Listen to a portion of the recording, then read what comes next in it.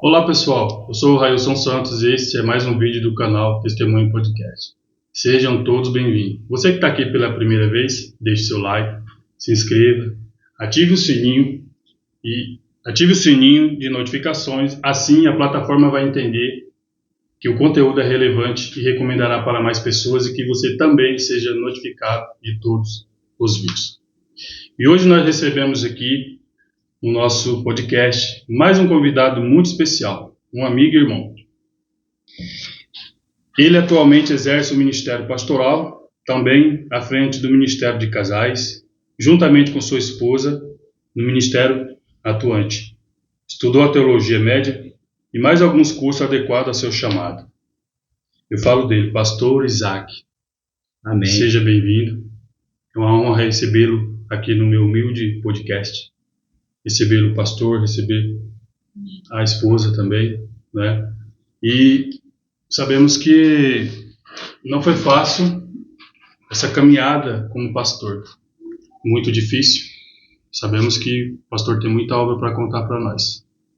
E hoje deixa Deus te usar, porque nós queremos ouvir aquilo que o Senhor tem posto ao seu coração, o coração também da missionária que também está com a oportunidade de participar do podcast junto com nós. Faça suas honras, seja bem-vindo. Agradeço a Deus primeiramente por essa oportunidade, sabendo que toda honra e toda glória seja dada ao Senhor, né? Amém. Nós não somos autossuficientes em dizer que nós somos bons, sendo que sabemos que somente o Senhor é bom e a tua misericórdia dura para sempre. Eu agradeço a Deus pela vida da tua família, Amém. Pela vida da tua esposa, a tua vida, Diácono Railson, os seus filhos, a minha esposa por estar aqui me acompanhando, e ela é, querendo ou não, é meu braço direito, aonde todas as situações que eu já passei nessa vida ministerial, ela que esteve sempre do meu lado, me apoiando e me ajudando, e muitas das vezes criticando, porque amigo de verdade não é aquele que somente te agrada, Sim. mas é aquele que expõe os seus defeitos. Verdade. Amigo de verdade não é aquele que vê você no erro e fala, continua se afundando. É aquele que vê você se afundando e fala, vamos nos levantar. Então a minha esposa, ela é a minha melhor amiga, ela é minha companheira, ela é a quem segurou a minha mão nos momentos mais difíceis. E hoje eu sou o homem que sou, graças primeiramente ao meu Deus, pela graça salvadora do Senhor e pela ajuda da minha esposa e as orações e a intercessão dela. Em nome do Senhor Jesus. Amém. Pastor Isaac, vamos começar por aqui então. O pastor disse que, juntamente com a sua esposa, cuida ali do Ministério Casais, do Ministério de Casais. Isso. Ministério onde vocês fazem parte. Conta um pouquinho para nós, porque para mim mesmo não sou muito entendido. Então eu estou curioso, eu acredito que muitos também vão estar curiosos para entender um pouquinho mais desse Ministério de Casais, que deve ser...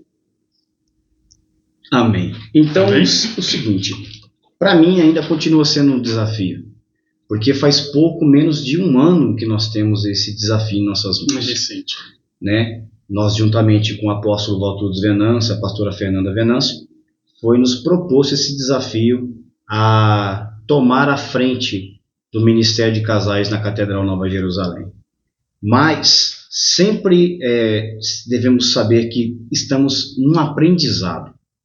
Eu devo sempre dizer, e eu levo isso para a minha vida, o obreiro, aquele que trabalha na obra do Senhor, o cristão, é o único aluno que nunca vai se formar. Sempre tem que se atualizar dentro da palavra de Deus, porque todo alicerce do cristão é a palavra de Deus. Um teólogo ele vai escrever um livro baseado na palavra de Deus. Sim. Né? Um pregador vai ter uma ideia, uma revelação, primeiro a revelação tem que vir da leitura da palavra de Deus.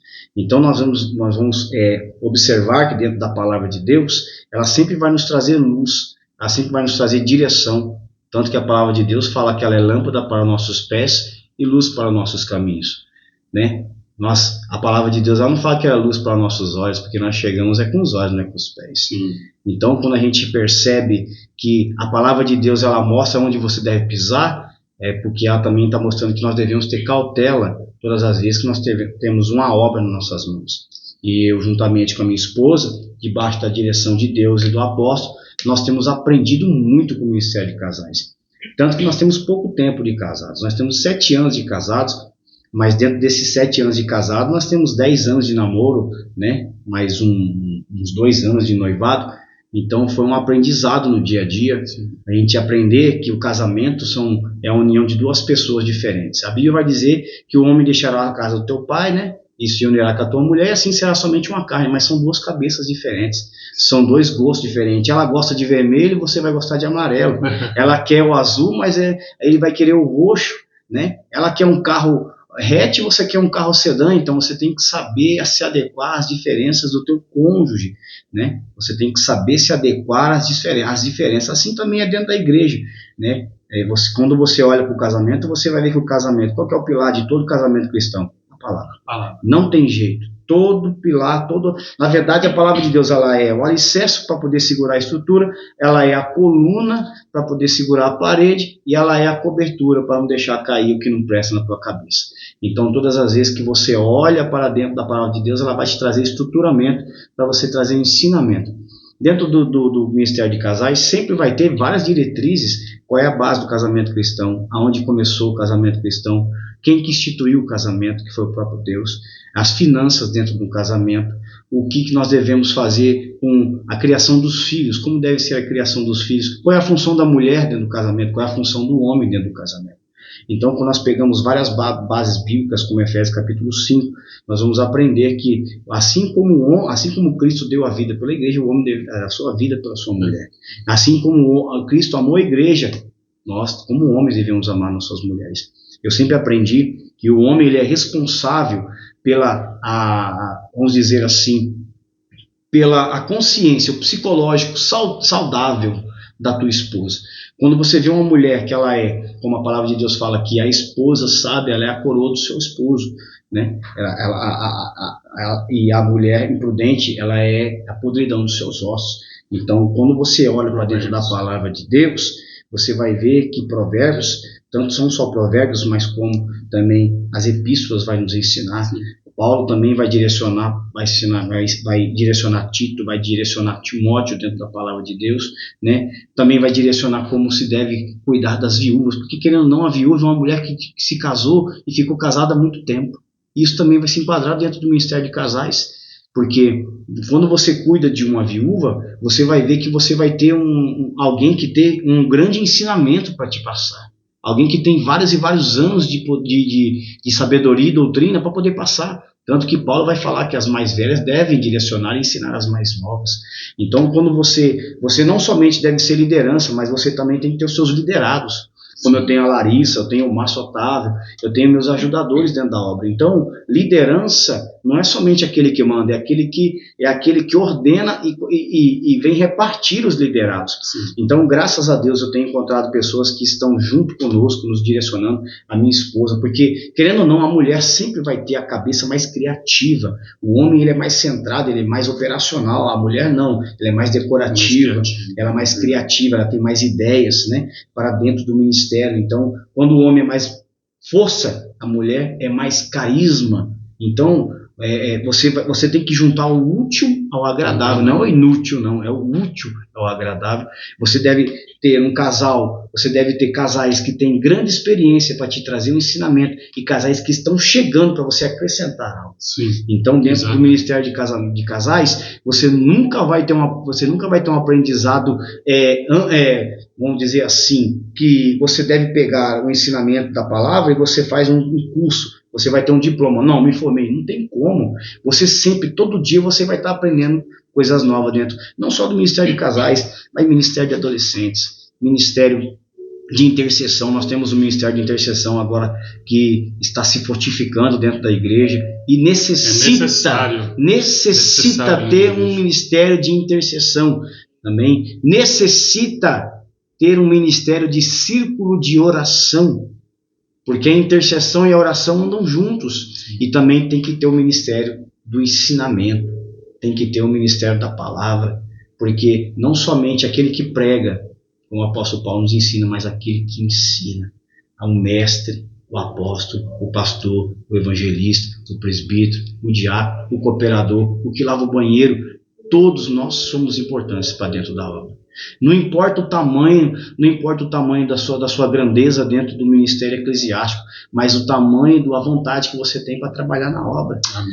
Nós devemos saber o seguinte, por isso que eu vejo muitos companheiros que se estagnam dentro do conhecimento bíblico, porque agora tem mais de 30, 20 anos de pastorado, vou deixar os meus liderados trabalhar. Não é porque você foi jubilado, porque você deve... Não, o ministério ele nunca para, ele só para o dia que Jesus volta, ele só para o dia que Jesus fala, acabou a tua carreira aqui, como o apóstolo Paulo fala, combate o bom combate, Timóteo, entendeu? Porque eu combati o bom combate, terminei a minha carreira, mas eu guardei a fé não foi embora, eu comecei o meu combate contra mim mesmo, eu vou continuar combatendo, eu combati o bom combate, até agora eu estou combatendo ainda, porque até o final da vida eu vou combater. Aqui nós temos uma missão de completar a nossa vida, de completar a nossa carreira como o Senhor Jesus nos ordenou. Amém. Glória a Deus. Sabe as palavras? Deu para ver que o pastor Isaac é bem entendido em questão em relação à Bíblia, né? E em questão também ao ministério que está exercendo também, né? De casais aí. Pastor Isaac, o que o pastor Isaac tem a dizer sobre, antes de nós entrar no testemunho, é uma pergunta que eu quero fazer, que eu acredito que todos querem saber essa pergunta, então, né, muito curiosos. Sim. E eu estou muito curioso para saber essa resposta do pastor. Questão de divórcio, pastor. Sim. Quando acontece algo no meio dos casais, nós sabemos que o pastor ele está para executar um bom trabalho e ensinar dentro da palavra. Sim. Aqueles que estão descabeceados e querendo fazer algo que não é permissível. Sim. Aos olhos de Deus. Só que na palavra diz que Deus dá a livre separação para aqueles que entraram no caminho do adultério. O pastor sendo um pastor, o que o pastor tem a dizer sobre isso? Com as suas palavras? Que é uma curiosidade que nós temos, porque eu já vi vários pastores dizendo algumas coisas a mais, outras a menos, e muitas das vezes fugindo da palavra em relação a casais. Sim. Em questão, se o esposo agride a esposa, ela tem um livre-arbítrio também para a separação. E isso é um meio que tabu sobre a igreja. Sim. Queria saber um pouquinho sobre nós. Eu vou levantar aqui uma ilustração. O senhor tem uma filha, o senhor é um pastor. O senhor tem uma filha de 25 anos casada com um diácono da sua igreja. E ela vai embora de casa, ela vai ter a vida dela. Sim. Daqui 6 meses ela volta para tua casa chorando, toda machucada, retalhada, com o olho roxo. E ela fala, papai, eu quero me divorciar porque o diácono da igreja, ele é o diácono da igreja, mas dentro de casa, ele é o inimigo. Qual conselho o senhor daria para tua filha? Sabendo que ela está sendo agredida, retalhada e maltratada dentro da casa dela. Quando você olha para dentro de uma situação de agressão, porque quem agride não respeita mais a integridade física do próximo. Se ele não respeita a própria mulher, ou então o próprio marido, como também existem exemplos de mulheres que agridem seus companheiros, quando não tem mais respeito à integridade física, como vai ter respeito à vida? Como é que você vai falar para tua filha, perdoe teu esposo, volta para casa, sabendo que pode chegar um dia de fúria e ele pode empunhar uma faca e colocar no ventre dela, tirar a vida dela. Então existem situações que devem ser analisadas, que se deve ter um divórcio, sim, porque você está preservando uma vida, você está preservando uma integridade, a integridade física dessa pessoa. Mas em cima disso que o pastor está dizendo, existiria assim um tempo do pastor, o pastor desse um tempo, por exemplo, se ele não soubesse de nada, ele ficou sabendo ali naquele momento. Sim. E já faz algum tempo que está acontecendo, mas ele ficou sabendo ali. Ele pode estipular um tempo para ver se é realmente aquilo, ou de cara ele já pode dar essa sentença. Vamos trazer mais um pouco sobre a nossa compreensão sobre agressão. O agressor ele sempre vai fazer ameaças. Sim. Na maioria das vezes é sempre o homem. Na maioria das vezes é sempre o homem. Quando você olha para dentro de uma questão de agressão, ele vai sempre ameaçar. Se você falar, eu tiro a tua vida. E sempre num momento, numa situação de agressão e ameaça, está nas mãos de quem foi agredido. Eu devo contar ou eu não devo contar? Na maioria das vezes, os pastores, vamos colocar os pastores, estamos falando de pastores, os pastores vão saber quando já está num grau que não tem mais como conviver. Porque quando nós olhamos para dentro de nós temos um limite. Tem pessoas que têm um limite menor e tem pessoas que têm um limite muito maior. Tem pessoas que, não, isso aqui foi um momento de fúria, eu vou perdoar. Só que aquilo continua e, querendo ou não, vai se agravando. Um dia foi um tapa, outro dia foi um puxão, o outro dia ele usou uma colher. Quem sabe que vai chegar o dia que ele pode usar uma arma de fogo. E muitas das vezes a agressão pode ser ocasionada por causa de um ciúme, por causa de uma falácia de um amigo no trabalho. Porque sempre tem pessoas que falam, você confia realmente no teu cônjuge? Você confia na tua esposa? Agora imagina eu, como eu era motorista carreteiro, quando eu ficava para a estrada e os amigos falavam, ei, tua esposa lá em casa sozinha, você confia? E vice-versa, né? E ela ouvia no trabalho dela, ele viajando por aí, será que você confia nele? O inimigo de nossas almas sempre vai criar uma situação. Ele sempre vai criar uma falácia. Ele sempre vai trazer uma questão em que nós vamos ficar pensando, assim como a serpente fez com Eva. A serpente não falou para Eva, vai lá, come. Não, ele distorceu tudo que Deus falou. E ela caiu na falácia da serpente. Então a serpente sempre vai trazer uma questão em que você vai ficar com a pulga atrás da orelha. Sim. Sempre vai trazer uma questão que você vai ficar na dúvida. E nós sabemos que aonde há dúvida, Deus não opera. Deus só opera quando é o sim, sim, não, não. Quando é a certeza de falar vamos, ou quando eu falo que eu não vou. Se eu falar que eu não vou, eu tenho que bater o pé e falar não vou mais. Mas se eu falar que eu vou cumprir, apertar a tua mão e falar assim, nós vamos cumprir o nosso acordo, eu tenho que cumprir, porque a palavra de Deus fala que eu tenho que ser sincero e tenho que ser homem diante de Deus, diante da palavra e diante de Deus e diante da sociedade. E quando nós olhamos para essa questão, nós vemos que a pessoa já chegou no seu limite. E muitas das vezes, quando o pastor fala, vai para tua casa, mas eu já perdoei demais. Mas a Bíblia vai falar que aquele que muito perdoa, também muito será perdoado. Mas e quando chega uma questão que não tem mais respeito? Então nós devemos olhar para dentro da integridade física dessa pessoa. Olhar para os filhos, muitas das vezes os filhos também são agredidos. Muitas das vezes tem casais que são tão oprimidos pelos vícios. E eu conheço muito bem de vício. Eu fui viciado em cocaína há muitos anos. E o entorpecente, ele ludibria a mente da pessoa de uma forma que ela pensa que é outra pessoa. Muitas das vezes é a bebida. São as drogas, são as amizades. Isso vai destruindo uma família. Não só na parte física, mas na parte financeira. Começa a se tirar do alimento para colocar o sustento no seu vício. E muitas das vezes o cônjuge, a companheira, ela não consegue ver, ela não consegue ter uma solução e ela começa a bater de frente. E tudo aquilo que bate de frente cria atrito. É verdade. E vai criando aquele atrito, vai criando uma situação de guerra dentro de casa. Já não é mais um ambiente de família, já é um ambiente de inimigos. Já é um ambiente a qual um não consegue olhar para o outro. A mulher lava a roupa por obrigação, ela faz comida por obrigação, ela limpa a casa por obrigação, não é por amor mais. E nós sabemos que quando nós olhamos para Coríntios capítulo 13, nós vemos que o amor não inveja. Nós vemos que o amor não agride. O amor, ele cuida. O amor não é somente na questão de você fazer, de você dizer, mas é também por ação. Quando nós olhamos para dentro do homem, o homem macho, nós vemos que o homem demonstra o seu amor por atitudes. A mulher já é mais por ouvir. A mulher já consegue amar mais quando ela começa a ouvir palavras bonitas. O homem não. Ele já cria um sentimento de paixão e de amor quando ele começa a ver atitudes amorosas.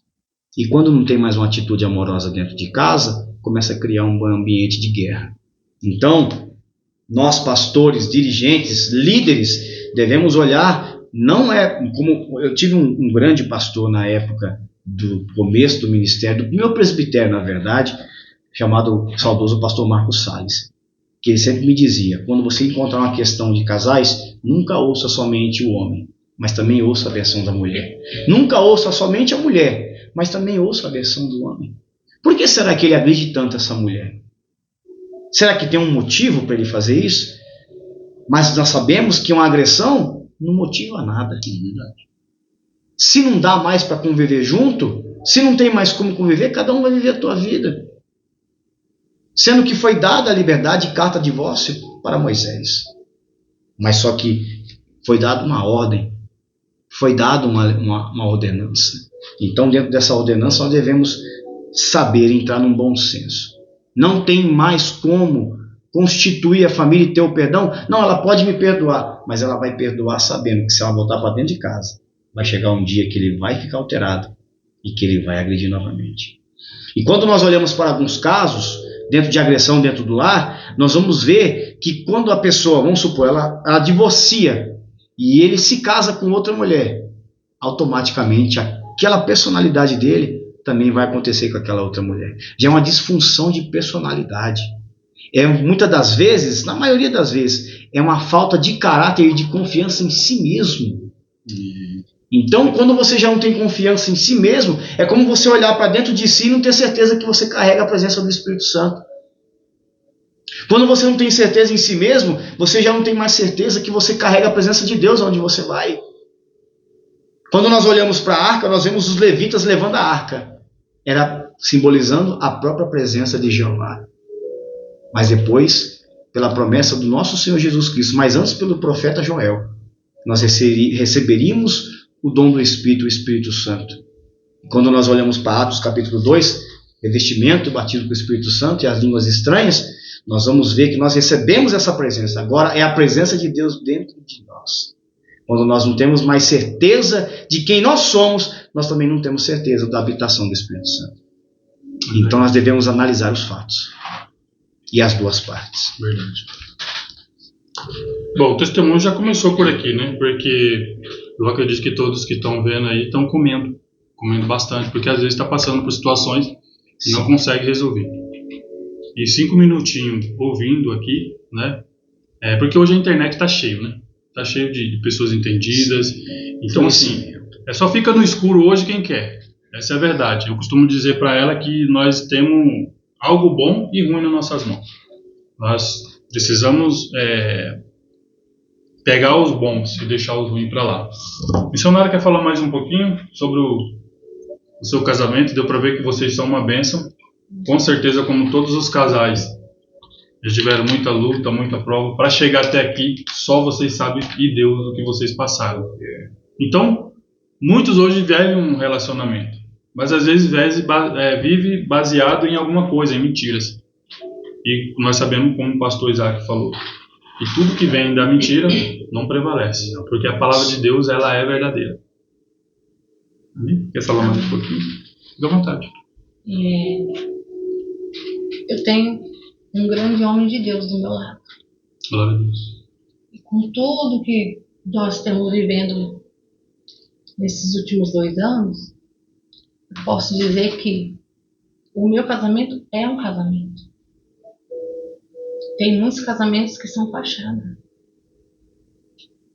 E como que o casamento meu não é fachada? Quando eu fui me casar, eu lembro as palavras do juiz de paz. Você aceita ele na alegria, na tristeza, na saúde, na doença, na bonança, na pobreza? E eu disse sim. E quando ele veio a cair com a doença incurável, para a medicina é incurável, mas para Deus não. Porque Deus é sem limite. E ele passou pela cirurgia, foi um sucesso. Mas 30 dias depois, ele foi desenganado. A médica chegou para mim e falou: olha, você pode ir para tua casa, tem mais o que fazer. E amanhã ou depois a gente liga, você vem buscar para você enterrar ele. Meu Deus. Deu a sentença. E eu... Dia 8 de janeiro foi isso. Não vou esquecer esse dia nunca. E ela falou... Eu falei para ela, doutora, eu abandonei tudo. Eu abandonei meu trabalho, eu não pensei em dinheiro, em vida financeira, eu não pensei em nada. Pensei que eu tinha que estar com ele. Independente da situação e do cenário de morte que eu estava contemplando com os meus olhos. Meu Deus. E eu saí ali daquele hospital naquele dia tão arrasada. E eu falei, Deus, eu não vou aceitar essa situação. E fui embora e eu vim embora com Uber. E eu tive uma experiência extraordinária com Deus. Esse Uber, a hora que eu fui fazer o pagamento para ele, ele falou, eu quero receber o Pix. Pega o papel que está escrito o meu Pix. E eu peguei e estava escrito Deus no papel. Aí eu já vi que tinha algo diferente.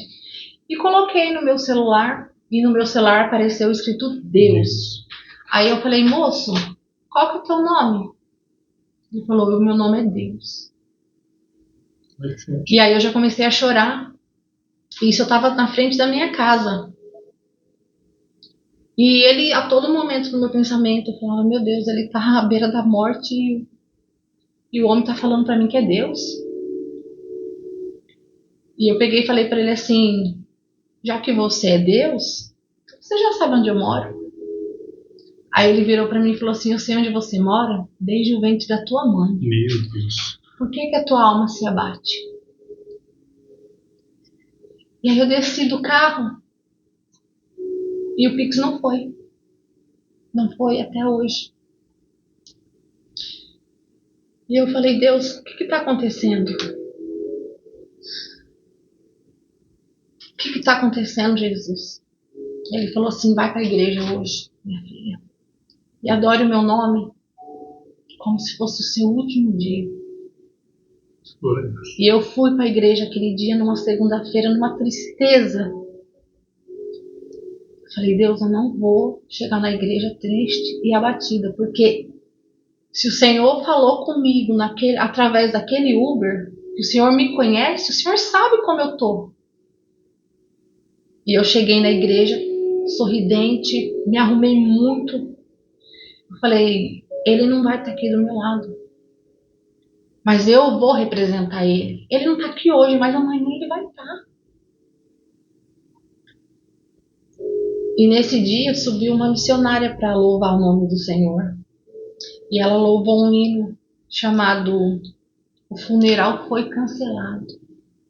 Deus. Deus falando a todo momento. E eu falei, meu Deus. E aquela noite eu não dormi. E eu cheguei no outro dia no hospital. E a médica falou, já era um outro médico. E esse outro médico falou para mim, olha, eu não sei o que aconteceu. Porque nós já tínhamos desenganado ele, mas os exames deles estão voltando ao normal. E está criando uma vida ali. Meu Deus. E eu fui ver, né? Eu chegava lá, os enfermeiros médicos falavam, essa mulher é louca. Porque eu fechava a porta da UTI, do quarto que ele estava, e não pode entrar com nada lá dentro. E eu levava um olhinho de bálsamo dentro do meu bolso. E eu encostava a porta e eu ungia minha mão. Era tanto aparelho, coração, respiração, eu não sei nem explicar para você o tanto de aparelho que tinha ali. E eu comecei a ungir tudo. Ungi o chão, a porta, o pé, tudo. E eu escrevia na lousa, estive aqui hoje. Para que quando ele saísse daqui, porque ele estava num sono profundo, eu creio assim, para ele saber que eu tive ali todos os dias com ele, que eu não deixei ele um minuto. Mas teve um dia que eu olhei para ele, estava todo inchado. Eu falava, Deus, como que é que o Senhor vai dar vida para esse homem? Que ele está aqui morto. A carne já dando aquela indagação, né? Que é normal do ser humano. E eu chegava perto dele, chamava ele, louvava hino para ele ali. E teve uma certa hora que eu abri o olho dele. E aí escorreu uma lágrima. Abri o outro, escorreu outra lágrima. E aí ele acordou. Eu falei para ele assim, você sabe quem eu sou? Ele estava entubado. Ele balançou a cabeça. Eu falei, eu tô sozinha aqui? Ele falou, não. E aí ele me falou um número. E eu fui procurar esse número na Bíblia. Eu fiquei com aquilo na minha cabeça. Eu falei, ele disse que eu não estava sozinha naquele quarto. Que tinha alguém lá. E para minha surpresa, caiu na passagem do cego Bartimeu. Que ele queria ser curado. Mas o que iria dar cura para ele? Era a fé daquele homem que iria dar cura para ele. E eu entendi que a minha fé ia trazer um renovo de vida para ele. Porque ele estava sendo cuidado por Deus. E quem estava sendo tratado era eu. Que tive que fazer o papel de pai, de mãe, esposa de pastor. Não é fácil. Não é fácil. E no dia que ele foi desentubado, o médico falou, olha, eu não vou tirar ele do tubo porque ele não me ajuda. Eu falei, mas como assim, doutor? Ele não respira sozinho. E nisso chegou o cirurgião que fez a cirurgia nele. E ele falou, ele vai sair desse tubo aí sim, porque eu vou tirar ele daí. E ali eu senti a graça de Deus sobre aquele homem. Eu falei, meu Deus, ele está sendo usado por Deus aqui nesse lugar. E eu cheguei lá no sábado, ele estava fora do túmulo. E ele chorava igual uma criança. E eu falei, você lembra disso? Ele não lembra de nada. Para mim foi como se eu tivesse dormido ontem e acordado hoje. Não teve nenhuma experiência, pastor? Não tive nenhuma experiência no momento do inconsciente. Tive uma experiência no consciente. Sim. Essa experiência na UTI foi a segunda experiência, na verdade. Que a primeira experiência foi logo no ano de 2022, em outubro de 2022, eu fui demitido da empresa. Aí já cai aquela dúvida, né? Pai de família, desempregado, pagando aluguel, né? Com suas obrigações. E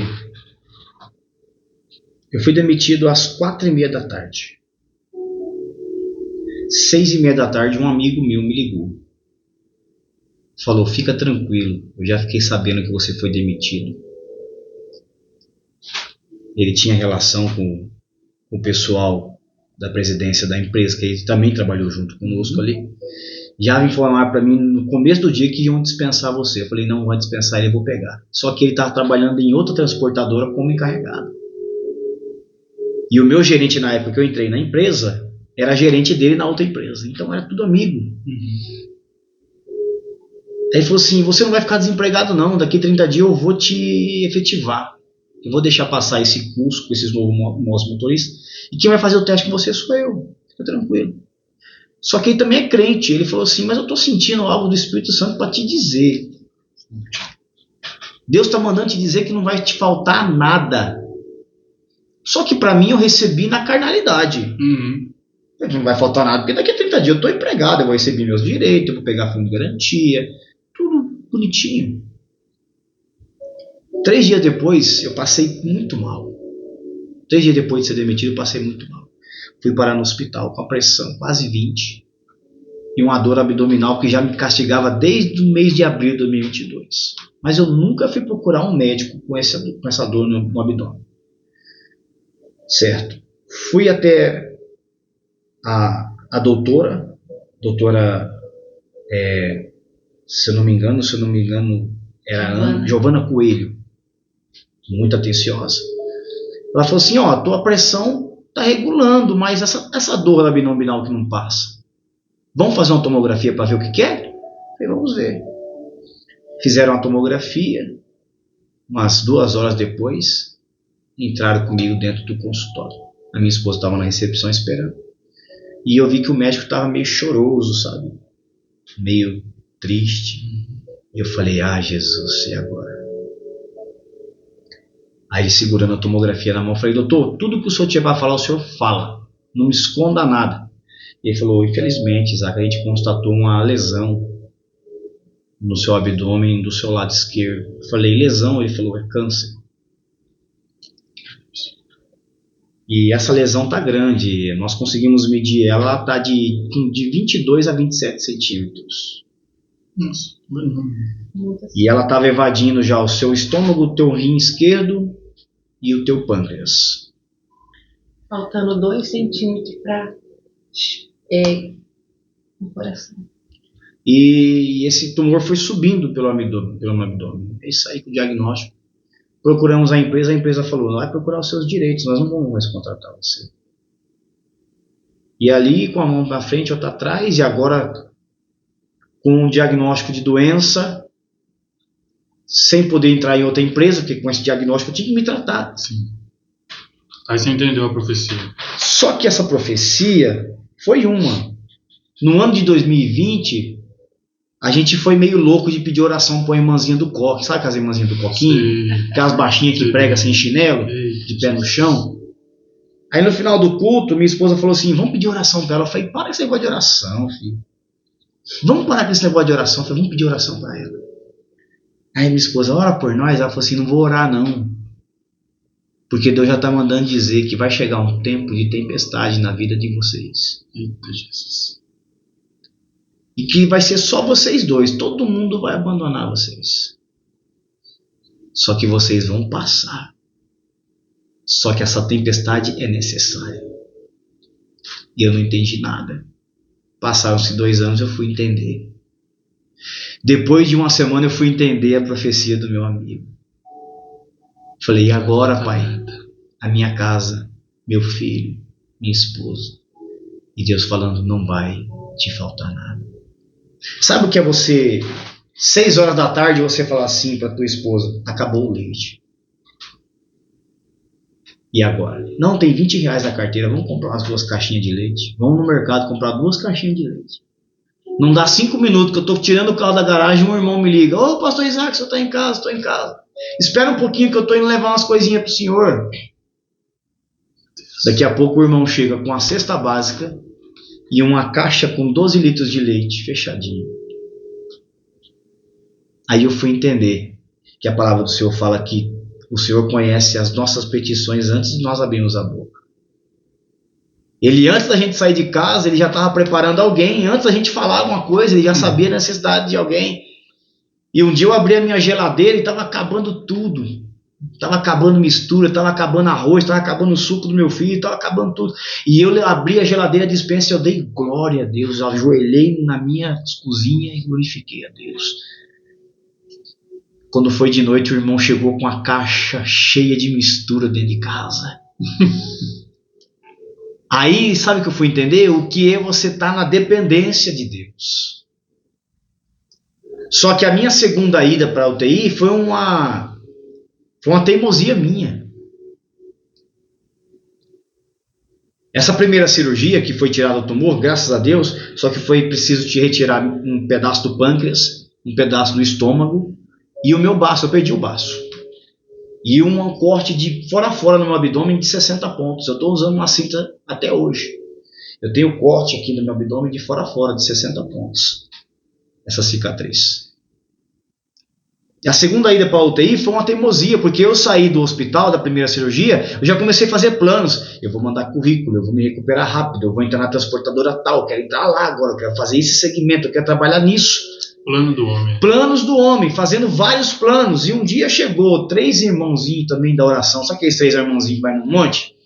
Sim. 11 horas da noite, que não tem medo de sair do serviço, 6 horas da tarde, já tô com vontade de passar no monte. Toma banho, quando é 9 horas da noite, vamos no monte de novo? Vamos.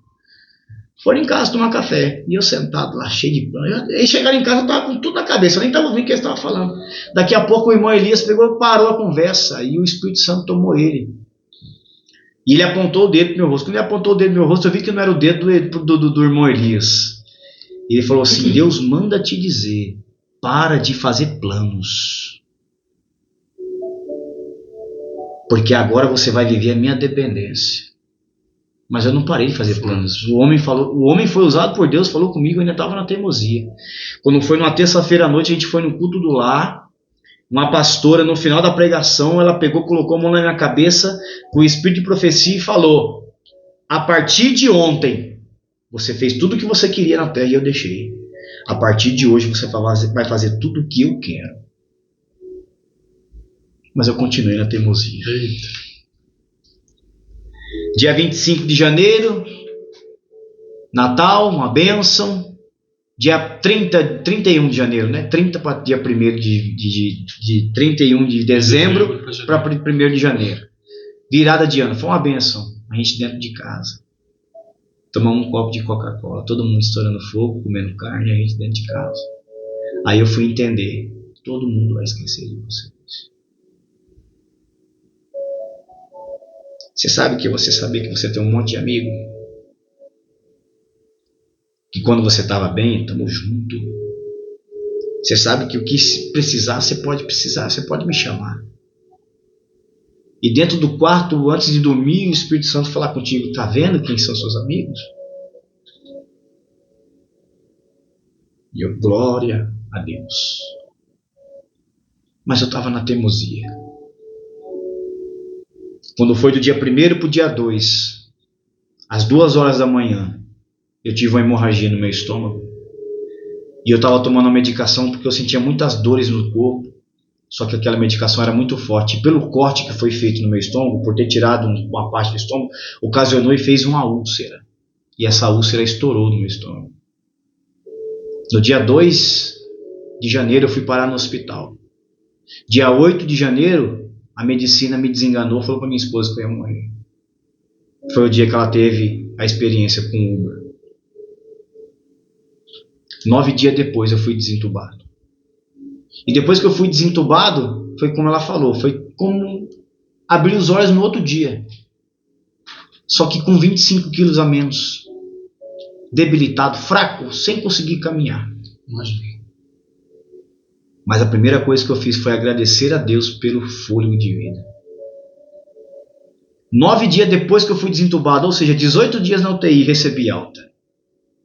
Você vai para o quarto, só que você tem água no pulmão, você está com pneumonia e você tem uma bactéria retal.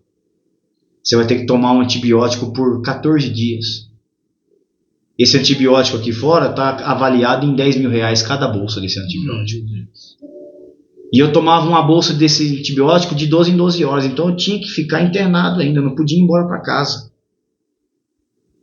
E no dia que eu recebi alta, a minha esposa esperou até 8h30 da noite para poder descer para o quarto, só que não liberou o quarto. E foi onde eu tive uma experiência no consciente. Se trocou todo o turno, e de repente, quando foi umas 9 horas da noite, ficou um silêncio dentro do ambiente da UTI. Eu lembro até hoje o seu Murata no leito do lado, sofrendo, com 80 anos de idade. Um rapaz chegou todo quebrado, um acidente de moto.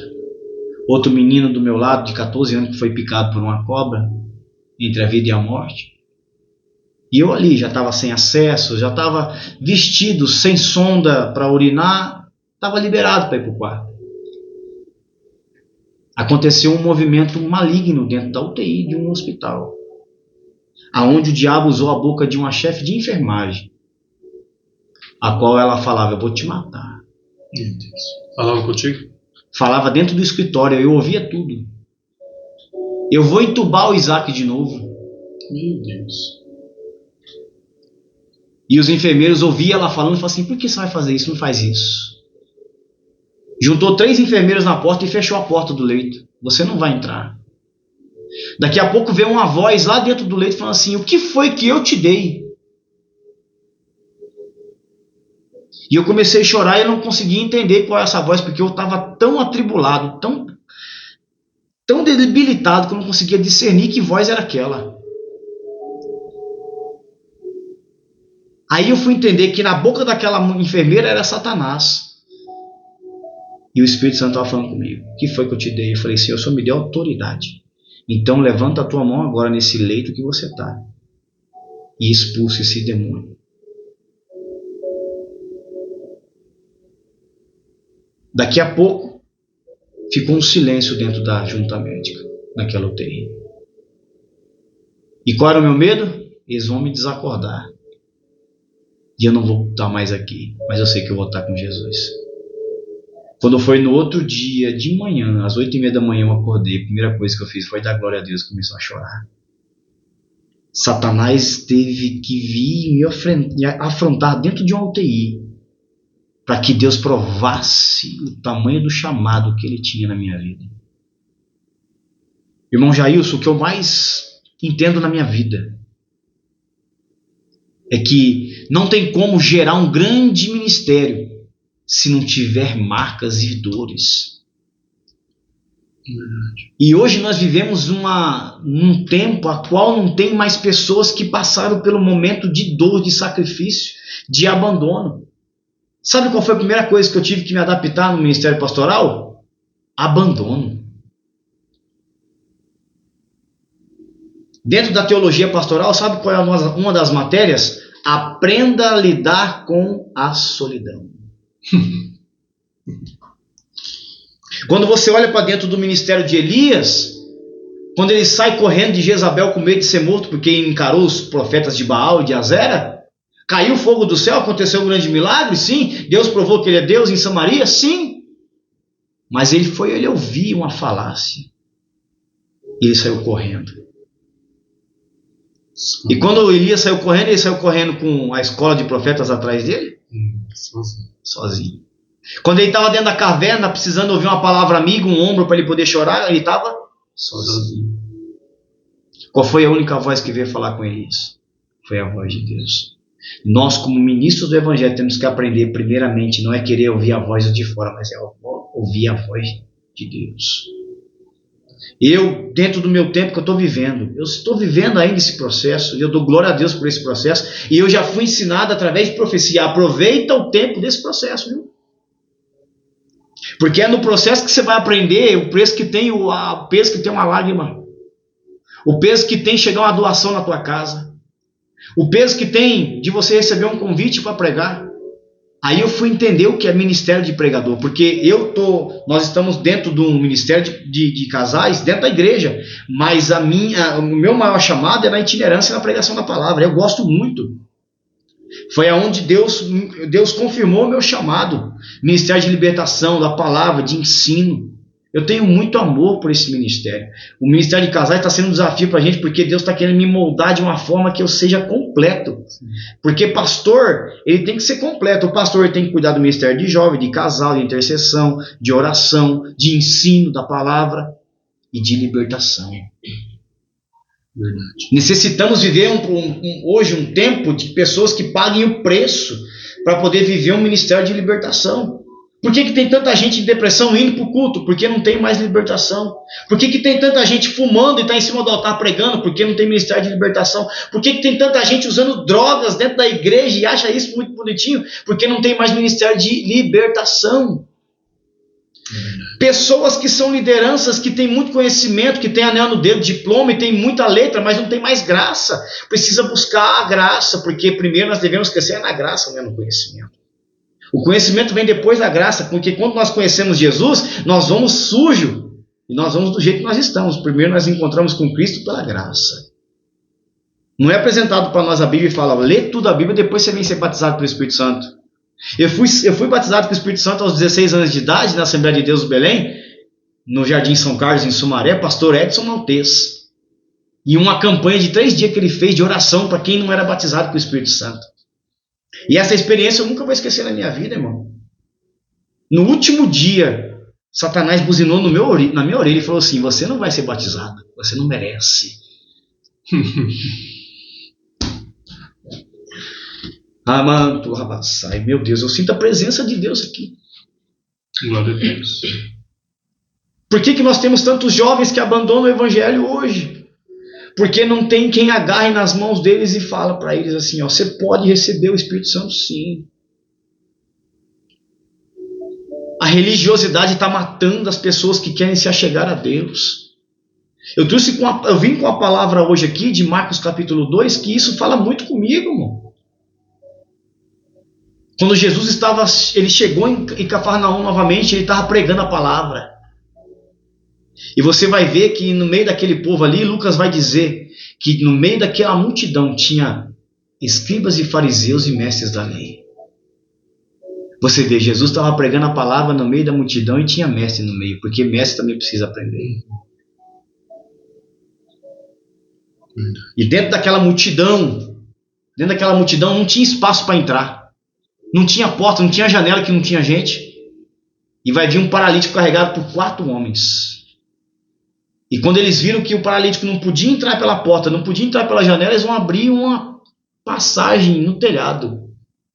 E desceram aquele homem até onde estava Jesus. E eu falei: Senhor, eu sei que tem muitos ministros que ensinam, né, os 4 pilares do evangelho, né? Quando nós olhamos para dentro desse contexto histórico, desse contexto ilustrativo, nós vamos ver que também simboliza o ministério.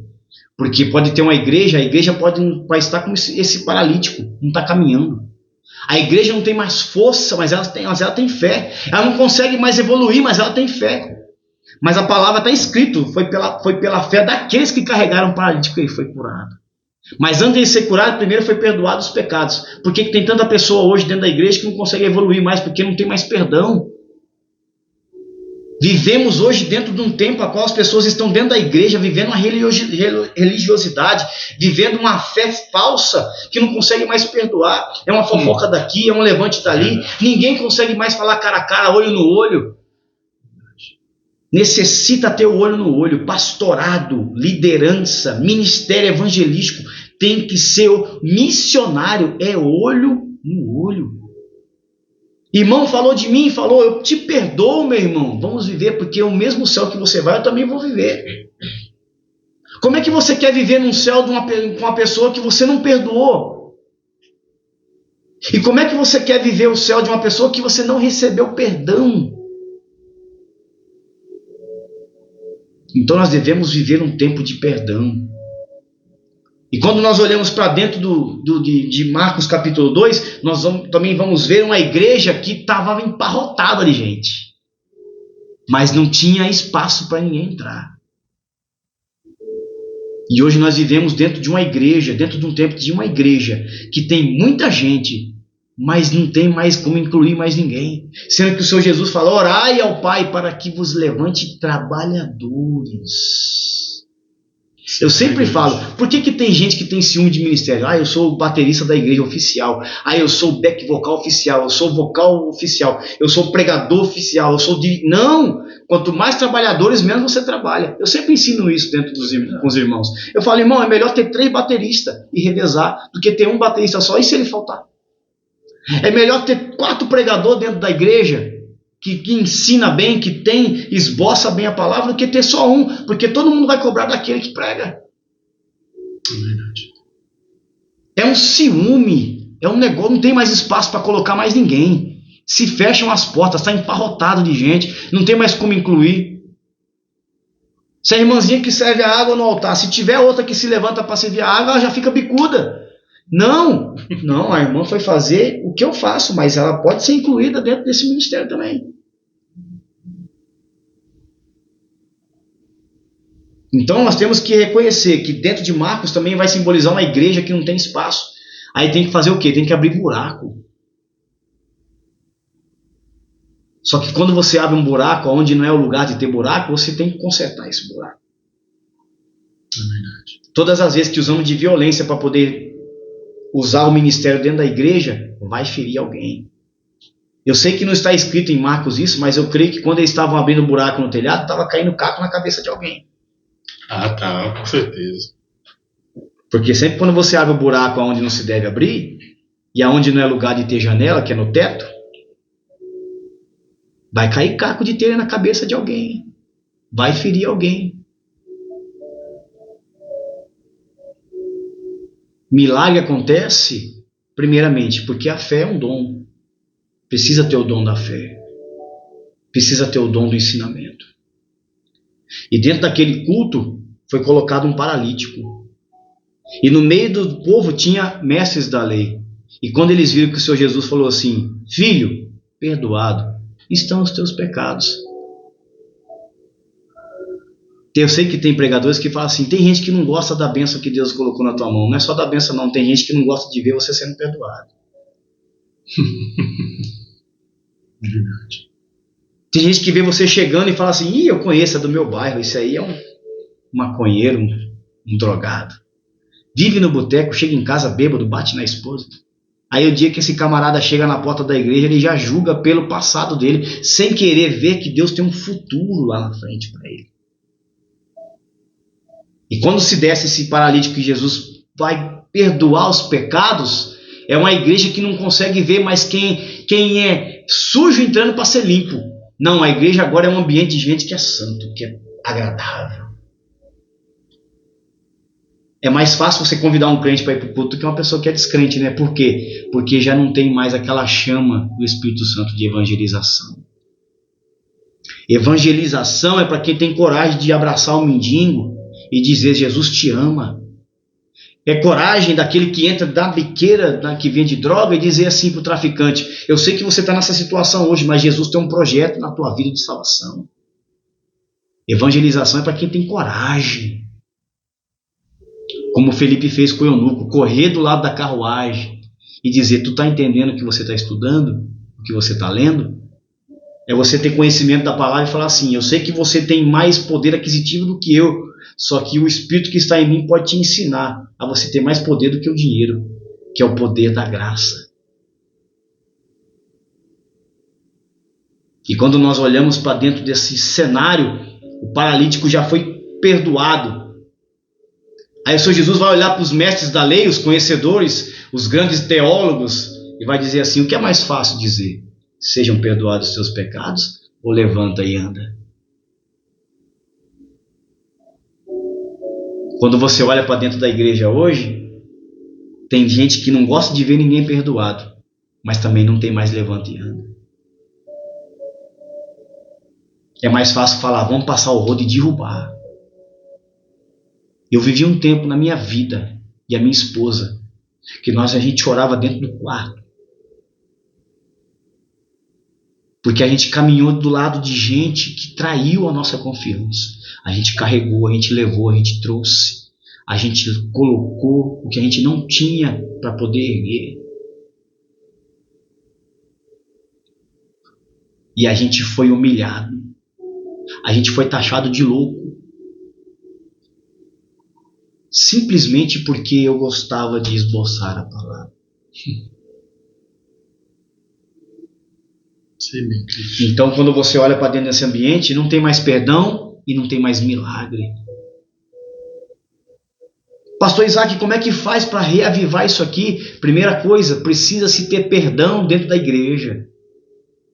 Porque milagre, não tem como gerar milagre no altar, dentro da igreja, principalmente no altar, se não tiver perdão, se ainda tiver uma rincha ali dentro, uma disputa. E lugar que tem disputa, Deus não opera. O que mais tem no ministério hoje é ministério que tem disputa. Então nós aprendemos não disputar cadeira com ninguém. A gente não precisa de credencial. Eu já fui também credenciado. Já fui convencionado. Eu agradeço a Deus pelo tempo que eu fiquei, mas isso não me acrescentou em nada. Isso é só título. Só os títulos, mas quando eu entro do meu quarto e eu fecho a porta para ler a Bíblia, ela sabe, ela pode me esquecer. Quando eu falo que eu vou estudar, ela nem me chama. Ela sabe que eu não largo o tempo de estudo por nada. Porque é o tempo que o Espírito Santo está me ministrando, me ensinando, me remoendo, me esmagando, me prensando na parede. E eu estou aprendendo com Deus. nesse tempo que a gente está passando, esse momento, e eu ainda estou em tratamento, eu glorifico a Deus por esse momento, porque é desse jeito que Deus tem gerado. Tem pessoas que já foram curadas de câncer no útero. Através da tua vida. Teve portas que foram abertas impossibilitadas de abrir. E isso não é glória para mim, não, é glória para o nome de Deus. Por glória ao Senhor Jesus, por quê? Porque eu creio que hoje a enfermidade e a dor que está sendo gerada em mim é cura para outras pessoas. O meu testemunho de vida é exemplo para outros que estão vindo. Sim. É gostoso você ouvir da boca de uma pessoa que tem 30 anos de ministério e falar assim: você é um exemplo para mim. O médico falou assim: ó, é repouso total. Uma semana depois que eu saí da UTI, eu fui para o culto. De máscara, fraco. Mas eu estava lá dando glória. Aí teve gente que olhou e falou assim: é louco. Pega uma bactéria aí. Sou louco, não, sou louco por Jesus. Porque por muito menos eu já troquei Jesus. Eu já troquei Jesus por um pino de cocaína, por um copo de uísque. Eu já troquei Jesus por um roubo de banco. Eu já troquei Jesus para roubar carro. Eu já troquei Jesus para poder assaltar. Pai de família. E Deus foi gerando em mim. Deus foi trabalhando em mim, foi me moldando. Para me aprender que é somente pela palavra que nós somos libertos. Não é nem por força nem por violência. Você vai ver que não tinha força aqui no meio desse ambiente de Marcos 2. E todo mundo que não perdoou, que não gostou do perdão, teve que ver o paralítico andar. O interessante é que Jesus fala para ele assim: não deixa a cama aí não, pode levar embora, viu? Leva a cama embora. Levanta e anda, leva a tua cama. Aí eu falei: Jesus, eu sei que já falaram muitas coisas dessa cama aqui, né? Mas Deus me deu a compreensão. Porque naquele tempo, quem tinha dificuldade física, quem tinha deformidade, não vivia no meio ambiente nem da família. Era excluído. Vivia nas ruas pedindo esmola. E quando ele carrega a cama, ele chega em casa e bate na porta. Porque Jesus pega a tua cama e vai para casa. O paralítico era um mendigo. Mas quando ele foi embora para casa andando, ele tinha casa. Tinha uma família esperando ele. A gente tem que sempre aprender que o primeiro ministério da nossa vida é a nossa casa. Eu tive um ensinamento errado por um tempo. Você deve largar tudo, até a tua esposa, para viver o ministério. Não. Já ouvi muito isso também. Paulo ensinou que como pode o homem administrar a obra do Senhor se ele não é liderança dentro da sua própria casa? Como é que eu vou dar exemplo do meu ministério se o meu filho não vê eu ler Bíblia? Como é que eu vou dar exemplo para os de fora se a minha esposa não vê eu orando? Eu tenho que ser primeiro profeta e sacerdote dentro da minha casa. Eu tenho que ser pastor da minha esposa e do meu filho, para depois ser pastor para os de fora. Porque não adianta nada a minha casa estar padecendo e eu estar cuidando das ovelhas lá de fora. As ovelhas lá de fora têm dono. Eu fui aprender isso faz pouco tempo também, viu? Eu pensava que as ovelhas eram nossas. Não. As ovelhas foram nos dadas para cuidar. Mas as ovelhas têm dono. É Jesus. Ele é o pastor. Ele é o bom pastor que cuida das suas ovelhas. Nós fomos administradores da obra. E quando esse paralítico chega em casa, eu creio que ele não foi reconhecido. Porque todo mundo conhecia o paralítico pela cama. E Jesus me trouxe a compreensão. Sabe aonde ficou essa cama? Pro lado de fora. Eu creio, e Deus me deu uma ilustração muito doida sobre isso. Sabe aquela vizinha que olha você toda vez saindo quebrado de casa? Vamos supor que tem uma pessoa que anda de cadeira de roda. Aí um belo dia ela passa na frente da sua casa e vê a cadeira de roda pro lado de fora na calçada. Aí o que ela vai pensar? Morreu. Vou bater lá na porta, vou consolar a família. Passa umas lágrimas nos olhos e bate na porta. Quem é que abre a porta? O paralítico. Então Deus me trouxe uma compreensão. Deixa a cama pro lado de fora, para que todo mundo que um dia viu você na cama veja a cama vazia, a cama da humilhação, a cama da desonra, a cama do abandono, a cama da miséria, a cama do ministério quebrado. Porque sabe qual é o perigo de ter a cama dentro de casa? O perigo de ter a cama dentro de casa é no dia que ele estiver triste, ele vai deitar na cama de novo. No dia que ele não tiver mais o café dele inabalável, o café dele tiver mais ou menos, ele vai falar assim, vou deitar na cama de novo. Então nós devemos colocar essa cama da humilhação e desonra para o lado de fora e ficar de pé diante das dificuldades. Eu tenho vários e vários testemunhos de libertação, mas a minha vida foi gerada, o meu ministério, o meu caráter está sendo gerado dentro dessa dificuldade, dentro dessa luta. E nós temos perseverado dia após dia. Dia após dia. E Deus tem gerado milagre em nós. Para a glória de Deus. Glória a Deus. Eu fico até sem assunto porque eu sou bastante falante também. Eu gosto de falar bastante. Mas quando a gente encontra testemunhos desse sentido, eu gosto de prestar muita atenção. Por quê? Porque a gente vive isso. Hoje eu e minha casa nós vivemos isso. E o interessante disso tudo é que Deus avisou antes. E eu creio que nada é por acaso. Nada é por acaso. Vocês são pastores, né? Cuidando de casais. Nada é por acaso aqui. Então, quando o Senhor me deu esse trabalho na minha mão, eu falei para o Senhor, Senhor, eu sei que tudo que o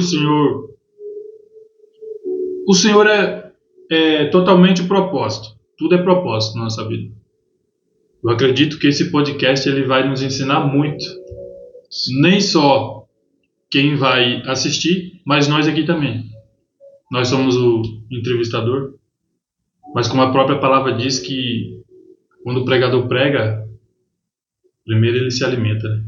Ele se alimenta primeiro, para depois ir para o rebanho ali. Então, tudo isso que a gente ouviu aqui, pastor, eu sou grato pela vida de vocês. Muito grato. Eu creio que esse testemunho ele vai rodar. Vai rodar porque se fala no âmbito familiar, principalmente, está carente. E a gente conversa muito aqui em casa sobre isso, que o lar hoje está sendo destruído aos poucos. E a igreja não está percebendo. A igreja não tem pessoas preparadas. Não tem.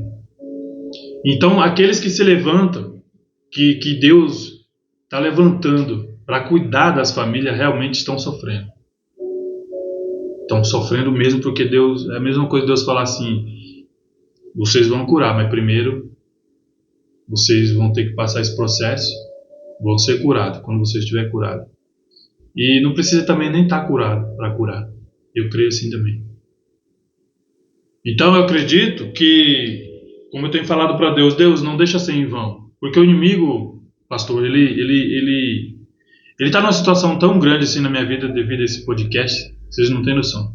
É tanto que eu peço oração para vocês. Vocês vão lá, apresenta, porque o inimigo está furioso. Porque eu sei que Deus tem falado que tem muita obra para fazer aqui nesse podcast. Porque a palavra diz que é por ouvir, né? Por ouvir.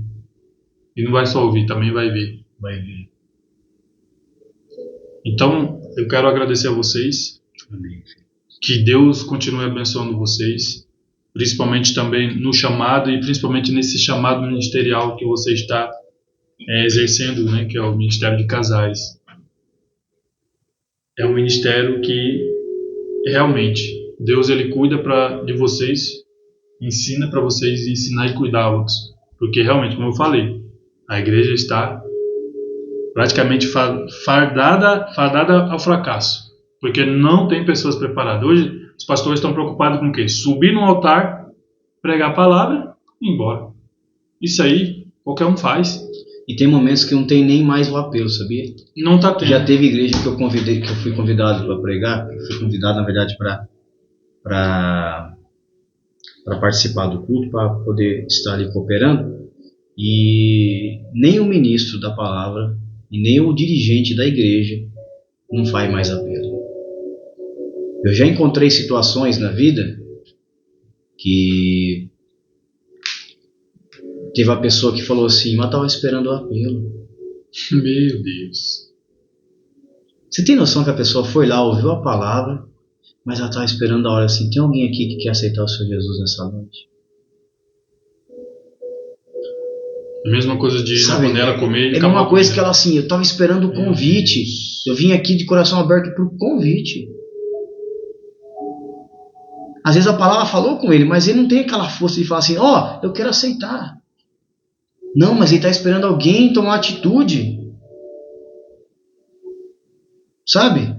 Eu já fui em igreja que tem a plaquinha de frente com o pregador, assim, numa coluna, de frente com o pregador. Tempo de ministração, tempo que pode exceder, antes da sua bênção, apelo. Para não esquecer mesmo. Mas todo mundo que está na igreja é membro. E daí, irmão? Você conhece o coração de todo mundo? Você conhece a necessidade daquela pessoa que está sentada ali? Muitas das vezes você pensa que é uma pessoa endurecida porque ela não chorou com a palavra, mas às vezes ela está petrificada pelas lutas que ela está passando.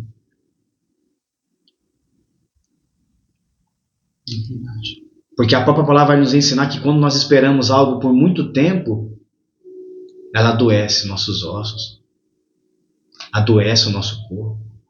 Prova prolongada acaba muito prolongada. Eu falo muito isso aqui em casa. É aquela pessoa que está ali, meu Deus, quando é que vai se cumprir a tua promessa? Eu já estou indo na igreja no automático. E quanta gente está esperando a promessa indo na igreja no automático? Não, hoje eu vou tomar banho, vou escovar meus dentes, vou colocar uma roupa, vou passar um perfume e vou para a igreja. Aí eu chego, como minha janta, espero um minutinho, assisto o jornal e vou para minha cama. É automático. Já não tem mais aquela expectativa. Hoje vai acontecer algo diferente. Por quê? Não tem mais relação com o dono da palavra. Esses dias eu coloquei no meu status, no meu Instagram, sobre isso. Que tem pessoas que tem crente nas redes sociais que você não pensa, você não vê mais que é crente. Verdade. É um rico empresário, é uma grande empresária com um salão aberto e faz as suas histórias. Não tem sequer um versículo bíblico, uma oração, um devocional de 2 minutinhos, 1 minutinho. Deus, obrigado, porque eu sei que o Senhor hoje está conosco. Aí fala do seu trabalho, sabe? Você não vê mais a pessoa falando do seu pastor, não, é que você é chamado pelo nome. Cadê, irmão? Ô, irmão, a gente tem que entender o seguinte, a igreja do pastor é o reflexo do que é da vida do pastor, que o pastor leva. Eu aprendi isso. Quando a igreja é cheia de fervor, quando ela tem batismo com o Espírito Santo, é porque o pastor busca por isso. Agora, quando a igreja é esmorecida, não culpa o povo, não. Você tem que olhar para o sacerdote. Quando você vai no primeiro livro de Samuel, você vê o povo em pecado, Ofni e Finéias entrando dentro da tenda. É porque não tinha um sacerdote de pulso. Eli já estava em decadência. Só que a necessidade de Deus deixar Ana estéril era levantar um profeta, um sacerdote e um juiz. Não era de dar um filho para Ana. O propósito era maior que isso. Muito maior. Então você tem que saber que vai chegar o tempo em que a igreja vai dar aquela estagnada. Mas Deus está preparando um Samuel. Pode. Essa foi forte agora. Deus está preparando um Samuel. Meu Deus. Deus está preparando um Samuel. Só que antes de Deus levantar o Samuel, primeiro Deus vai derrubar Ofni e Finéias.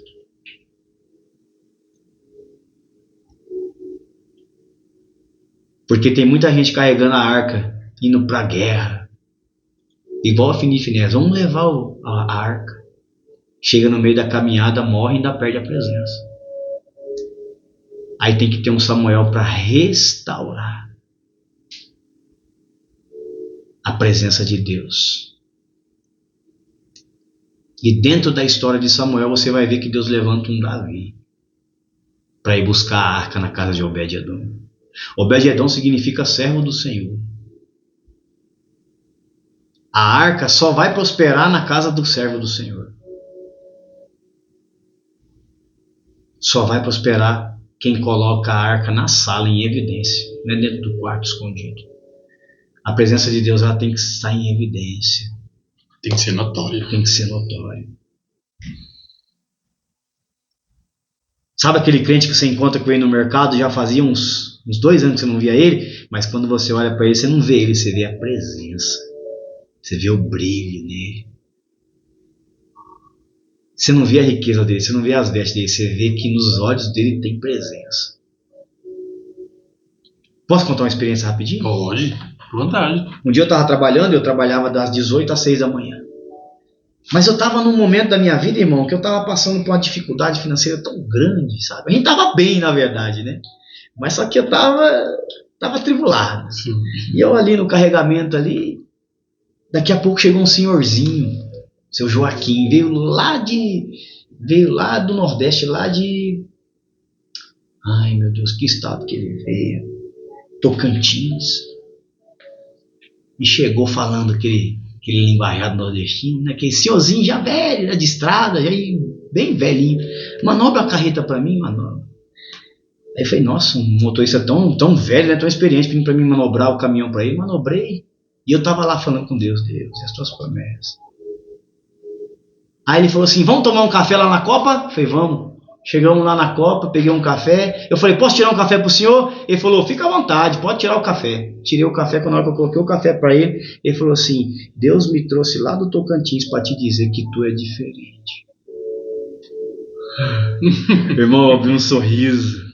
A lágrima começou a descer. Eu falei, Deus, eu estou preocupado com as coisas dessa terra, mas o Senhor trouxe uma pessoa lá do outro lado do Brasil para falar para mim que eu sou diferente.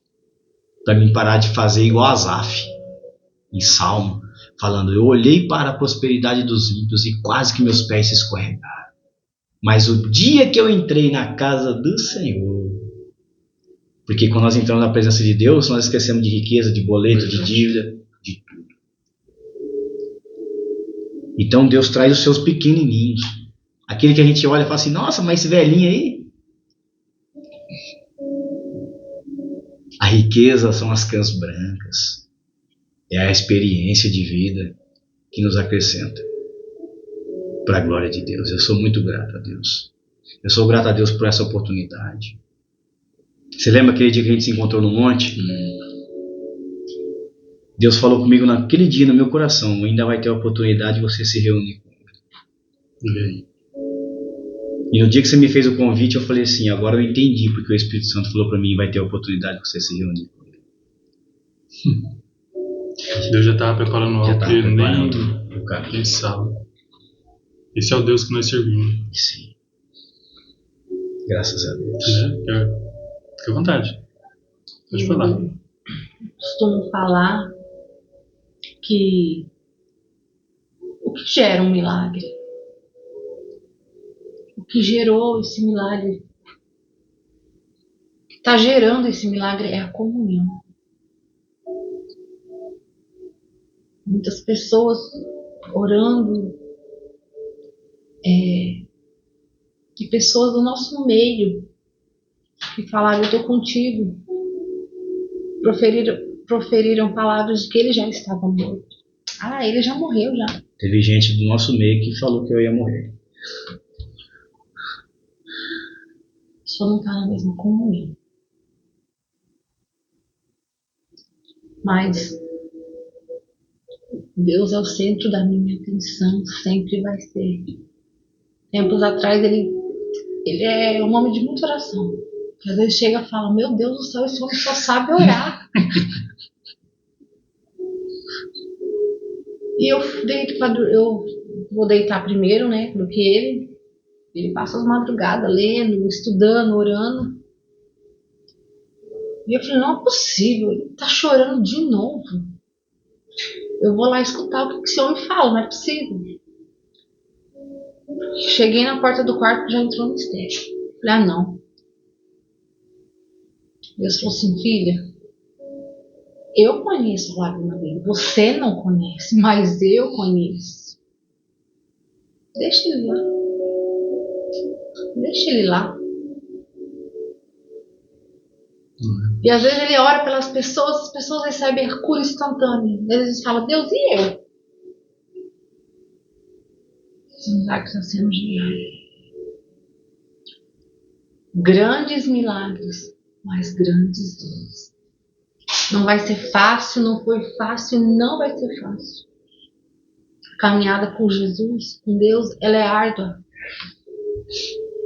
Por isso que tem escolhidos. Não é para qualquer um. Todos são chamados. Escolhidos, você vai saber, temos Deus. Quem é o bom pastor que dá a vida pelas ovelhas? Eu conheço um que se fez pobre e é rico. Jesus de Nazaré. Ele é o despiu pão da sua vida. glória, né? Se despiu, Ele não é o pode, pão né? da vida. É muito amor. Ele é... Nossa, eu fico tentando inventar uma palavra para sobredizer sobre Deus, mas não existe. Ele foi, ele é e ele sempre vai ser. Ele não muda.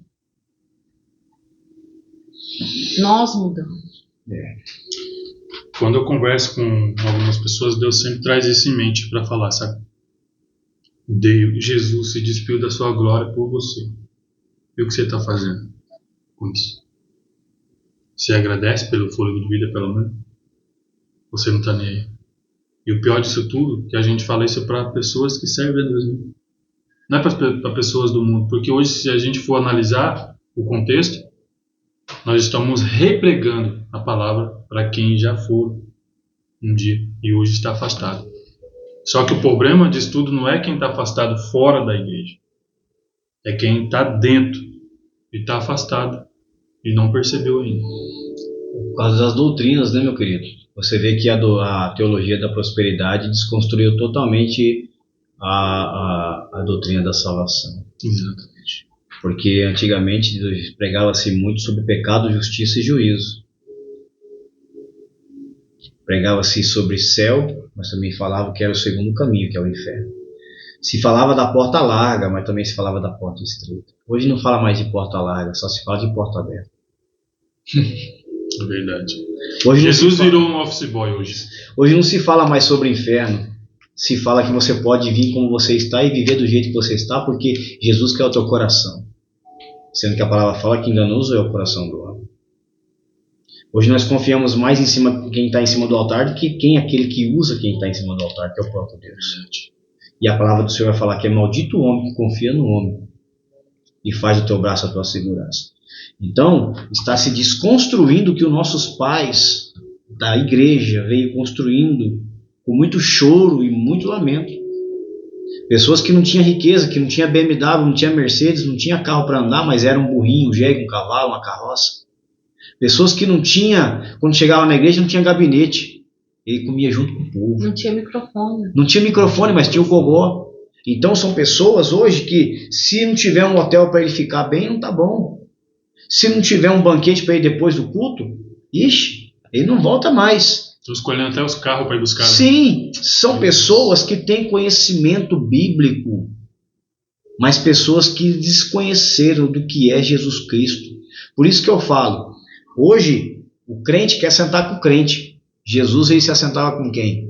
Com pecadores e publicanos. Nós não queremos mais sentar com os pecadores e os publicanos, nós queremos sentar com o santo, com o teólogo, o bacharelado. Nós queremos ouvir algo de alguém, sendo que dentro daquele tempo os mestres sentavam para ouvir Jesus, para aprender. E quando eles aprendiam e ainda murmuravam do conhecimento. Aonde será que ele vem todo esse conhecimento? Eles já conheciam o conteúdo, mas não tinha graça.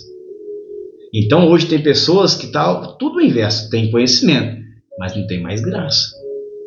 Então se desconstrói o conhecimento doutrinário de salvação. Ou é céu ou é inferno. Mas não, se constrói uma teologia de que você pode fazer tudo o que você gosta. E depois você pode vir, porque a graça é salvadora. Não, o apóstolo Paulo vai dizer que a graça não pode ser usada como uma muleta para o pecado. Mas nós devemos... Estou fazendo hoje. Isso, e assim nós devemos viver, porque tudo me é lícito, mas nem tudo me convém fazer. Eu posso tomar um copo de cerveja? Posso. Mas aonde que isso vai me acrescentar? Eu posso sair daqui e tomar uma garrafa de vinho? Posso. Mas aonde que isso vai me trazer salvação e acrescentamento do Espírito? Então eu tenho que saber que eu tenho liberdade de tocar e fazer o que eu quiser.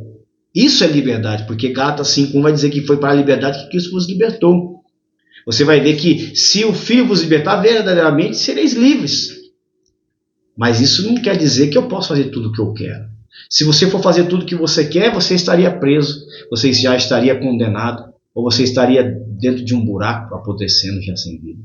Então, a liberdade foi nos dada para nós enxergarmos o que é ruim e o que é bom. E pagar o bem com o bem, o mal com o bem. Mas isso tudo se reflete numa coisa: a igreja. Tudo isso que foi falado aqui está dentro da igreja. Isso que é o pior. E aí, às vezes, você consegue ter uma visão, um olhar, que se você for expor, você já é excluído. Sabe da igreja. A pessoa que mais expõe o crente? O próprio crente. Porque hoje não tem mais pessoas que estendem a mão para poder levantar o que está caído. Não. Vamos aproveitar e acabar de matar ele de uma vez. Eu costumo dizer assim, que quando eu era jovem, eu gostava de me sentar junto com os irmãos, os mais velhos.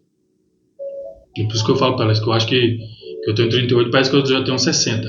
Por quê? Por causa disso. E quando eu vejo os jovens, tá aí uma área que eu me preocupo, é os jovens. Porque é o futuro da nossa igreja. É o futuro. Então quem está cuidando desses jovens, assim como no relacionamento, na família, quem está cuidando? Porque para você cuidar dos seus filhos, você precisa estar bem. Tudo começa dentro da casa, como foi falado, o ministério começa dentro de casa. Se eu estou bem, automaticamente a minha família está bem. Ou seja, se eu estou bem, eu estou bem com Deus. Estou bem com Deus, então se eu estou bem com Deus, automaticamente vai fluir coisas boas para minha família, para os meus próximos. Só que dentro da igreja, eu vou falar dentro da igreja mesmo. O contexto aqui é a igreja. A igreja. Tudo está dentro da igreja. Sim. Se acabou, assim, tá tudo no automático, você não vê mais aquele culto, que o negócio agora é mover, né? O povo tá querendo mover. Procura mover, mas o mover do quê? Mover do quê? Porque a gente aqui não está especificando a igreja ninguém. Não. Mas é o mover do quê? Às vezes a gente vê muito mover, mas está faltando o principal, que é o quê? Tua vida é com Deus. Como está o teu jejum? Qual foi o último dia que tu jejuou? Não consegue passar fome, não consegue passar 2 horas sem se alimentar. Sempre inventa alguma coisa. Aí quando vê aquele irmão, aquela irmã sendo usada por Deus, expulsando o demônio, fazendo o diabo correr, aí é taxado com quer ser o bom, quer ser a boa, tá querendo ser melhor que nós, já vamos parar ele aqui já. Vamos parar ela já. Tá desse jeito. Então, tá uma situação tão difícil. E a própria palavra já diz, né, que por aumentar a iniquidade, o amor de muitos virão. Então, a igreja parece que está na iniquidade, irmão, pastor. Está na iniquidade. Parece que não consegue enxergar um palmo. É você olhar para o contexto bíblico. Qual que era a maior briga dos profetas? Era falar contra o próprio povo de Deus. Não era contra a Síria, não é contra a Síria, não é contra a Babilônia. Não. A maior briga dos profetas e dos ministros dentro da palavra de Deus era contra o seu próprio povo. A maior guerra era dentro de casa. Era dentro do seu próprio território. Jeremias se levanta e vai falar com a Babilônia? Não, Jeremias se levanta e fala contra Judá, contra seus próprios irmãos. Porque a nossa batalha é combater o pecado, não é fora onde está o pecado, é onde o pecado quer entrar, que é dentro. Exatamente. Aí tem pessoas que não gostam de ser confrontadas através da profecia, que é a própria palavra de Deus, e vai chamar você de santarrão, de quadrado. Eu já tive pastores que falam assim, rapaz, você é crente demais, para de falar de Bíblia. Se a gente falar de uma garrafa, você tem uma coisa para falar da palavra de Deus com uma garrafa. Se pegar uma balinha, você tem alguma coisa para falar da Bíblia, que é com uma balinha. Na boca profética, peraí, irmão, se eu estou vivendo embasado pela palavra, tudo que eu pegar na minha mão, se eu pegar uma chave de um carro, eu vou lembrar da palavra. Se eu beber um copo de água, eu vou saber que Jesus é a fonte da água da vida. Se eu pegar a maçaneta da porta, eu sei que Ele é o Deus que tem porta, que fecha, e ninguém abre, e abre e ninguém fecha. Tudo está embasado pela palavra. Se eu ver a chuva caindo do céu, eu sei que o sol vem sobre o justo e o injusto, e a chuva serôdia e a chuva temporã. Então tudo está embasado com a palavra. Se eu ver essa plaquinha aqui, eu sei que Deus mandou até Zacarias falar, escreve numa tabuinha. Então tudo está dentro da palavra. Se você viver, se você conhecer a palavra, você quer ver quem é que conhece a palavra? Se você der uma caneta para ele, ele prega com a caneta. Ele faz trazer uma ilustração da palavra com a caneta. Hoje é muito difícil você, porque eu vou falar bem assim, é difícil hoje quem leva isso aqui para a igreja. Hoje tudo no telão, abre seu iPad, abre seu celular. E quem é que vai provar que ele abre o iPad em casa para ler a Bíblia? Um dia um menino pegou a minha Bíblia e falou assim, nossa pastor, a tua Bíblia é toda arriscada, toda rabiscada, cheia de notação, cheia de... Eu falei, isso aqui é uma prova de que eu estudo. Agora, nossa, sua Bíblia é tudo rasgada, é uma prova que eu abro ela muitas vezes. Está sendo usada. Você entendeu? Então, uma vez eu escutei uma ministração, eu tenho medo de crente que chega com a Bíblia nova na igreja. E não fala, não encosta a minha Bíblia senão suja. Essa foi boa. Você tem que ter medo do crente que tem Bíblia estragada, desbotada, porque ele conhece. Entendeu? Ele conhece. Eu gosto de quando eu sento, tem uns jovens de outro ministério, que são amigos nossos, e quando a gente se reúne, senta aquela rodinha. Um dia a gente estava na pizzaria, a minha esposa foi me procurar, eu já estava lá do outro lado da mesa, com 3, 4 jovens sentados naquela rodinha assim. Pastor, fala para mim sobre Daniel. Pastor, fala para mim o que quer dizer na Bíblia aqui sobre quando 2 ou 3 estiverem em concordância, o que está ligado na terra está ligado no céu. Você está entendendo? Aquele jovem que tem sede. Por isso que Jesus fala, vós sois o sal da terra, porque o sal ele tem 3 propriedades. Não, pastor Isaac, só tem 2. O sal ele conserva e o sal ele tempera. Mas qual é a terceira propriedade do sal? Ele dá sede. E muita sede. Muita sede. E quando você é sal da terra, você primeiramente você tempera o ambiente que está destemperado. Porque você tem a presença do Espírito Santo. Você conserva, como o salmista fala, conservei a tua palavra no meu coração para não pecar contra ti. E o sal dá sede. Porque todo mundo que tem sede precisa buscar água. Aí quando você vai em água, você vai em João capítulo 4. A mulher que foi buscar água para matar a tua sede da carne, mas ela matou foi a sede do Espírito, da alma. Ela se encontrou com a verdadeira fonte da água. Então quando você tem a palavra, você vive pela palavra, você respira a palavra, tudo que te falam para você é palavra. Nós temos que viver uma geração que tem sede de palavra. Por isso que eu nunca gosto de ministrar e terminar a ministração encerrando o assunto, sempre trazendo algo que fica 3 pontinhos. Porque tem que provocar sede no povo. Você está entendendo? Eu quero saber mais sobre isso. Ele não terminou. Não, terminei o sermão, mas eu deixei os 3 pontinhos para você ir buscar. Sabedoria. Sim. Pastor, missionária, eu quero agradecer pela presença de vocês. Amém. Vou fechar. Pode ter certeza. Bíblia aberta da inspiração. Deixa ela fechadinha. Pode ter certeza que vai ter próxima, tá? E foi muito edificante. Amém. Nem só para mim, mas para o povo que vai assistir esse vídeo. Sim. Vai ter próximo e eu espero que da próxima seja ao vivo para a gente poder ter Glória a Deus. Os comentários, umas respostas, né? Deu para ver que o pastor é afiado na palavra, né? Então, enquanto isso aí não vai ter problema. Eu estou aprendendo todo dia, eu não sou... Missionário, eu agradeço também a sua oportunidade. Eu que agradeço. Foi de última hora a participação dela. Na verdade, puxa a cadeira aí para aonde eu vou, ela fala, eu vou também. Te convidaram? Convidaram eu. Não, me convidaram eu também, porque quem convida você, convida eu também, porque a gente não é só uma carne. Eu até falei pra ele, pode só aqui, porque eu acho que ele vai trazer a esposa também. E não estava nos planos dela participar. Mas o que Deus faz? Começou com um testemunho lindo, edificante. É porque quem completa o meu testemunho é minha esposa. E eu sempre falo nas minhas ministrações, quem fala melhor do meu testemunho é ela, não sou eu. Porque ela que viu de fora, ela viveu de fora. Ela viu tudo.